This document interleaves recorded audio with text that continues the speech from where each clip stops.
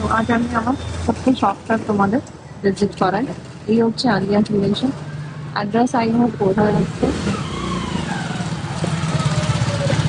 ঠিক আছে? এই হচ্ছে আমার শপটা। অ্যাকচুয়ালি আমি সংস্কৃতে মাস্টার ডিগ্রি করে অ্যান্ড বিএড করে জব করছিলাম।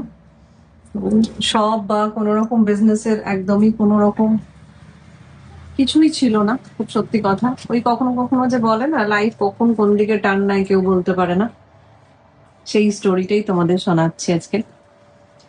তো জব করছিলাম আরামসে, বেশ ভালোই চলছিল।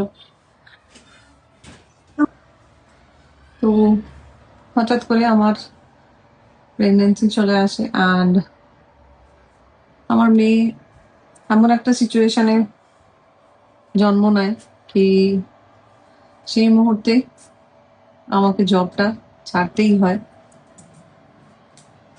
লেকিন স্টার্টিং থেকে তুমি যখন কিছু করবে, একটা কোনো কাজের সাথে যুক্ত থাকবে বা ফাইন্যান্সিয়ালি যখন তুমি ইন্ডিপেন্ডেন্ট থাকবে, তখন সেই মুহূর্তে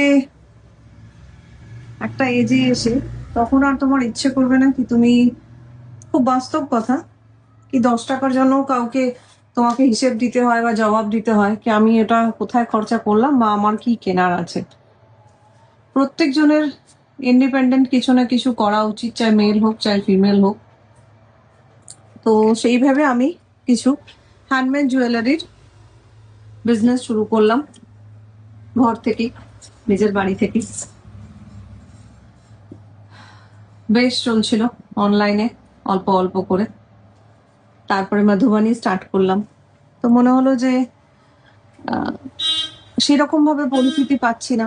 অনলাইনে আমি বহুদিন ধরেই স্ট্রাগল করছি, কিন্তু সেই যে একটা পরিচিতি পাওয়া বা সেই একটা অনেক ভিউয়ার্স হওয়া বা একটা বিজনেসটা সেই জায়গায় নিয়ে যাওয়া, সেটা হয়ে উঠছিল না। অনলাইনে রিচটা এতটাই কম ছিল সেই রিজনের জন্যই। তো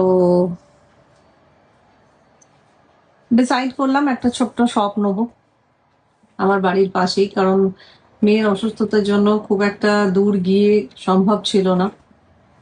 এই কারণেই কি মেয়েকে কে দেখবে বা ওর বারংবার যে ওর মেডিকেল প্রবলেম যেগুলো হচ্ছিল সেই জন্য। তো একটা ছোট্ট শপ ওপেন করলাম। যেদিন আমার শপটা ওপেন হলো 2022 ডিসেম্বর 15, সেদিন খুব সত্যি কথা বলতে গেলে আমার দোকানটা না একদম খালি ছিল, একদম খালি, কিচ্ছু ছিল